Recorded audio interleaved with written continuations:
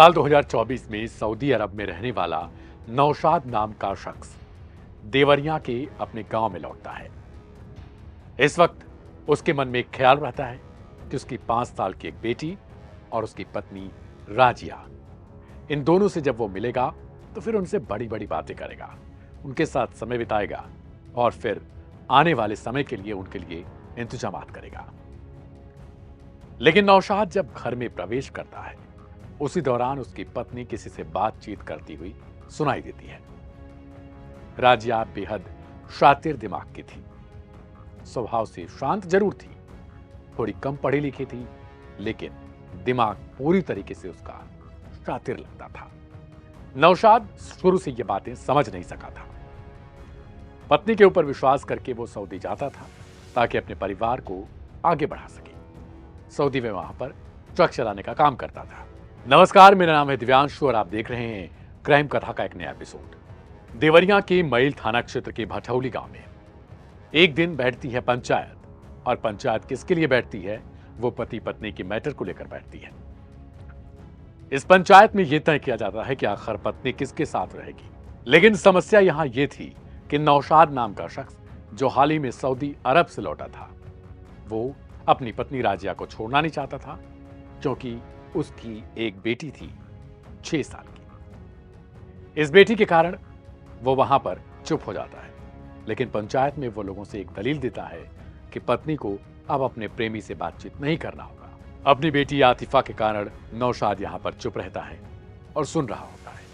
पंचायत में एक डिसीजन लिया जाता है कि अब जो राजिया है वो रुमान से बात नहीं करेगी। यहां आपको यह जानना जरूरी है कि रुमान कोई और नहीं था, बल्कि राजिया का भांजा था, यानी नौशाद की बहन का बेटा। रिश्ते में भांजा लगने वाले रोमान के साथ ही घंटों बातें किया करती थी राजिया, क्योंकि पति सऊदी अरब में रहता था। जितने दिन वो घर पर रहा, उतने दिन अब राजिया चुपचाप घर का काम करती और फिर सोने चली जाती। यानी जब तक पंचायत हुई, उसके बाद जितने दिनों तक पति घर पर रहा, उतने दिन बड़े शांत स्वभाव के साथ राजिया ने एक अच्छी पत्नी होने का धर्म निभाया। लेकिन जैसे ही सऊदी अरब के लिए पति रवाना होता है, वो ये कहकर जाता है कि आइंदा से ध्यान रखना, मुझे तुम पर पूरा भरोसा है और मेरी बेटी का ख्याल रखना। वो सऊदी अरब पहुंचता है। इधर वापस से रोमान के साथ राजिया का अफेयर अपनी चरम सीमा पर पहुंच जाता है। तकरीबन 10 दिन पहले, अभी हाल फिलहाल में ही, एक बार फिर से साल भर बाद नौशाद अपने घर देवरिया लौटा था। यहां लौटते ही उसे एक बार फिर से कुछ ऐसा दिखता है जिसके बाद उसका गुस्सा अपनी चरम सीमा को पार कर जाता है।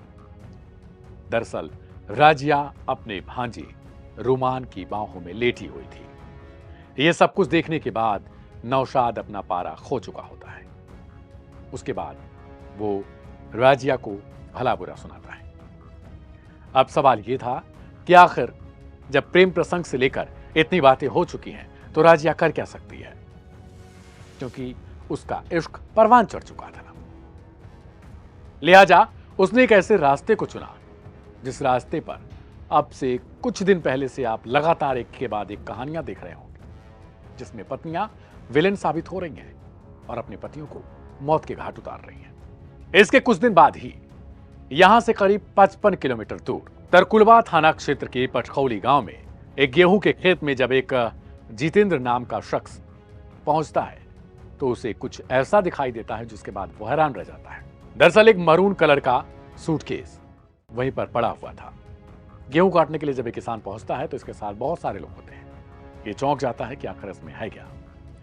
ये लोग उसको टच भी नहीं करते, लेकिन उनको अंदाजा लग जाता है कि जैसे कुछ जरूर इधर उधर हुआ है, कि हाल फिलहाल में ऐसे घटनाक्रम देखने को मिले। किसानों ने तुरंत फोन लगाया पुलिस वालों को। पुलिस वालों को आशंका वहीं पर हो जाती है कि जरूर यह मामला कोई पेचीदा है। वे पहुंचते हैं, सूटकेस को ओपन किया जाता है और उसमें 2 टुकड़ों में बॉडी मिलती है। देखते ही लोगों की रूह कांप जाती है। उसके बाद यह पता किया जाता है कि आखिर यह है कौन, क्योंकि बहुत दूर दराज इलाके में यह पड़ा हुआ था। अब देखा जाता है कि चेहरे से पहचान किया जाए तो चेहरे से जब पहचान करने की कोशिश होती है तो चेहरा कूंचा गया रहता है। उसको किल नुमा किसी वस्तु से बार बार मारा गया रहा होता है। चेहरे से पहचान करना भी असंभव प्रतीत हो रहा था। इसके बाद एक ऐसा कोड लगा हुआ था जिसे देखने के बाद पुलिस वाले समझ गए कि आखिर ये है कौन। दरअसल उसमें बार कोड लगा था। जब आप एयरपोर्ट पर जाते हैं तो वहां पर आपके सामान की चेकिंग होती है और उसी दौरान एक बार कोड लगाया जाता है और इस बार कोड को देखकर पता चलता है कि ये शख्स हाल फिलहाल में ही सऊदी अरब से लौटा हुआ है। और उसके बाद इसकी पहचान होती है नौशाद के रूप में ही। जी हाँ, ये वही पति था जो अपनी पत्नी को बार बार समझा रहा था कि उसके भांजे को प्यार वाले रास्ते को छोड़कर उसकी पत्नी को वापस उसकी जिंदगी में लौटना चाहिए, यानी भांजे के साथ इश्क ना लड़ाए। लेकिन इसकी सजा उसे अपनी मौत की कीमत देकर चुकानी पड़ी। अब तुरंत फोन किया जाता है नौशाद के घर पर। इधर पत्नी रोने का नाटक कर रही होती है। पत्नी बार बार रो रही है कि मेरा पति नहीं मिल रहा है, मेरा पति कहां गया, मेरे पति को ढूंढो। पुलिस वाले जब फोन करते हैं तो उस दौरान भी वो रोते हुए कुछ यही लाइनें कहती है। लेकिन लगातार ऐसी घटनाओं को देखते हुए पुलिस वाले पत्नी पर दबाव बनाना शुरू कर देते हैं और उसे आखिरकार उठाकर लाया जाता है थाने पर। जब महिला पुलिस पूछताछ करती है तो उस वक्त ये कुछ भी बताने से साफ साफ इनकार कर देती है, मुकर जाती है। लेकिन फिर जब पुलिस वाले आकर इससे पूछताछ करते हैं और फिर इसके ऊपर प्रेशर बनाया जाता है तब ये टूट जाती है, फिर अपना पूरा कांड उगलने लगती है। और ये हत्या शनिवार और रविवार के मध्य की रात्रि लगभग 2 बजे के आसपास की गई थी, प्री प्लान्ड वे में। और फिर उसके बाद ये दोनों जो रोमान हैं और हिमांशु, ये दोनों रात को उसी समय पहुंचे थे। एक बोलेरो गाड़ी प्रयुक्त हुई थी, उससे वो आए थे और हत्या के उपरांत यही ट्रॉली बैग में शव को प्रॉपर्ली लपेट के, और ये दोनों जो रोमान और हिमांशु हैं, इन्होंने चूँकि ये पार्ट टाइम ड्राइवर का काम करते हैं तो ये अपने बोलेरो को लेकर के आए थे जिसकी हम लोग तलाश कर रहे हैं।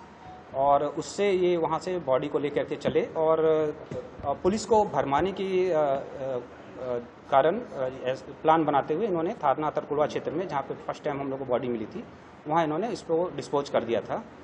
इसका पुलिस की टीम ने लगभग 6 घंटे में ही अनावरण कर दिया। और अभी जो इसमें मेन अभियुक्ता हैं रजिया सुल्ताना, जो डिसीज्ड हैं, मृतक की पत्नी ही हैं, वो पुलिस ने उनको गिरफ्तार कर लिया है। अन्य 2 अभियुक्त जो मृतक का भांजा रोमान और उसका मित्र हिमांशु, ये हमारे वांछित है, जिनकी पुलिस तलाश कर रही है। हमारी सर्विलांस टीम और एसओजी टीम भी उसके लिए लगी हुई है, थाने की टीम भी लगी हुई है। जल्दी उन दोनों को भी हम लोग गिरफ्तार कर लेंगे। इसने बताया कि इसने अपने भांजे के लिए, जिसका नाम रोमान है, उसके लिए अपने पति की हत्या की है। न सिर्फ हत्या की बल्कि एक साजिश के तहत उसके शव के टुकड़े किए गए और उसकी शव के चेहरे पर लगातार एक किलनुमा हथियार से वार किया गया ताकि इसका चेहरा दिख भी ना सके सही तरीके से।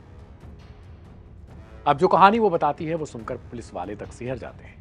दरअसल वो बताती है कि हमारी पहले से प्लानिंग थी कि जब इस बार मेरा पति घर पर लौटेगा तो हम लोग उसे कोई दवा देंगे जिससे वो बेहोश हो सके और उसके बाद उसी बेहोशी में उसकी हत्या की जाएगी। कुछ ऐसा ही होता है। करीब 10 दिन पहले ही सऊदी अरब से जब ये लौटता है तो उस दौरान इसको बेहोशी की दवा दी जाती है किसी खाने वाली वस्तु में मिलाकर, और उसके बाद जब इसे नौशाद खा लेता है तो तुरंत वह बेहोश हो जाता है। उसके बाद ये अपने बॉयफ्रेंड यानी अपने भांजे को फोन करती है। वहां पर रुमान पहुंचता है और उसके बाद फिर ये दोनों उसको कमरे में घसीट कर ले जाते हैं, फिर उसको काट देते हैं। काटने के बाद उसके शव के ऊपर लगातार वार करते रहते हैं, एक एक करके इतना वार करते हैं कि उसका चेहरा है वो पूरी तरीके से इतना विभत्स हो जाता है कि वो देखने लायक नहीं बचता। फिर जो नौशाद ही सूटकेस लेकर 2 लौटा था, उसमें से एक सूटकेस को इसने इस काम में लगाया, यानी शव को ठूसने के चक्कर में। इसके बाद उस शव को उसमें भरा जाता है। फिर ये लोग लेकर पहुंचते हैं 55 किलोमीटर दूर एक किसान के गेहूं के खेत में। इस गेहूं के खेत में इसको फेंक कर ये फरार हो जाते। इन्हें लगता है कि 55 किलोमीटर दूर हमने फेंका है और वहां से शायद इस कांड का खुलासा ना हो पाए। लेकिन चूंकि कम पढ़ी लिखी ये औरत थी, इस वजह से ये भूल गई कि जो बारकोड लगा है वो शव की शिनाख्त करवा देगा। इसके घर में एक और सूटकेस पड़ा हुआ था। साथ ही ये लोग भूल गए थे कि इन्होंने हत्या के चक्कर में वहां जो खून है उस खून के छींटे तक साफ करने भूल चुके हैं। इसी वजह से पुलिस आशंकावश इनके घर में पहुंची रहती है। नौशाद के पिता अब रो रो कर उनका बुरा हाल है। वो लगातार गुहार लगा रहे हैं कि उनके बेटे को इंसाफ मिलना चाहिए। वो कह रहे थे कि हमें पहले से लग रहा था कि बहू का कोई भी आचरण ठीक नहीं है। हालांकि अब पत्नी और उसके भांजे को गिरफ्तार करने की प्रक्रिया शुरू हो चुकी है। पत्नी गिरफ्तार भी हो चुकी है, लेकिन फिलहाल जो भांजा है वो फरार है। नौशाद की एज तकरीबन 38 साल के आसपास बताई गई है, लेकिन 6 साल की बेटी अब अपने पिता को खोज रही है।